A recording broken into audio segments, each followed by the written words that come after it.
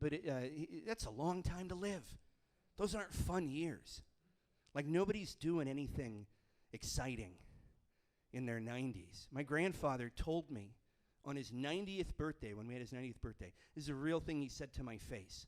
He said, if I knew at 80 what I know now, I would have killed myself.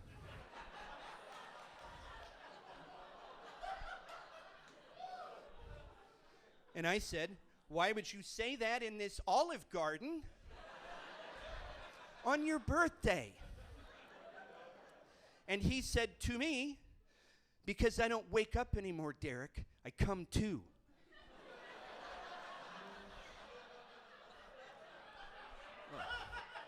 I hadn't actually considered that was a thing, that you get to a certain age, and every day you just wake up in shock that you're alive.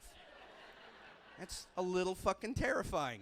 Just every morning you're just like, bah, ah, oh, object permanence. Okay, here we go. Hands, feet, God damn it, again. You shitty trickster God, you did it to me.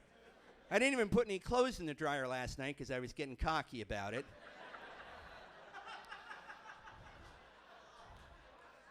Well, I guess I'll just put on these damp sweatpants and walk them around dry at the mall for no fucking reason. Like my grandmother lived to 90, his wife. She had Alzheimer's, so it kind of runs in the family, which, by the way, every time I forget an actor's name now, I just fucking melt down. I'm like, it's starting. But she had Alzheimer's, and interesting side note, we had to put her in memory care, which is a tough decision for everybody, but she got very mad at us, and she was like, I'm not talking to you anymore.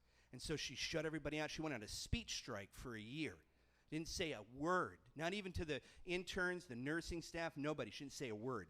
And my uncle would go down every Sunday with his phone and show her pictures and just engage her, keep her engaged, try to keep her memory. Mom, this is your brother Larry. Do you remember Larry? And so I sent my uncle some pictures, and I was like, hey, just when you go down to visit her, here's me and my wife, some new pictures. And then he called me, and he said, hey, I went to go visit Mom, and I was flipping through the phone, and I said, Mom, this is Derek. Do you remember Derek? And then Mom turned to me and said, of course I remember Derek. That's what I've been trying to forget this whole time.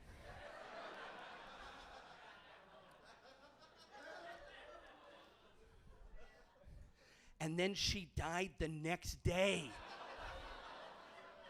which I kind of consider a win in a weird way. Like, I was the last person she talked about. And interesting to lose a person in their 90s, the phone call I got. When you get that phone call in the morning, like early morning, and it's a relative's number, it's never a fun, they're never like, what are you watching right now? It's always bad news. And I answered the phone, and my uncle said, Derek, I'm sorry to wake you up. Look, I've got some bad news. Around 2:30 this morning, we lost Mom, and look, I'm calling everybody right now to let them know what happened. In the morning, I'll give you the details. I needed to get in touch with everyone, just to let you know what's happening. I got to go right now. We're all so shocked. How the fuck are you shocked to lose a 90-year-old woman peacefully in her sleep? What the fuck did you think she was going to do in her 90s? Start a Duolingo? Take that barista job down the when she's 90 years old. The only way I'm going to be shocked to lose a 90-year-old relative is if you call me and go, hey, Derek, I'm sorry to wake you up.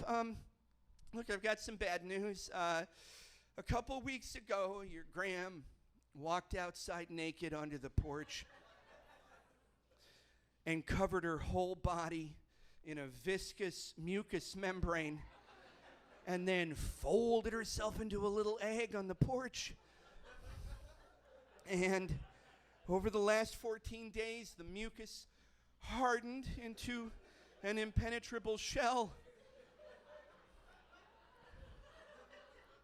Sometime around 2:30 this morning, her winged body erupted from the cocoon, shot into the clouds.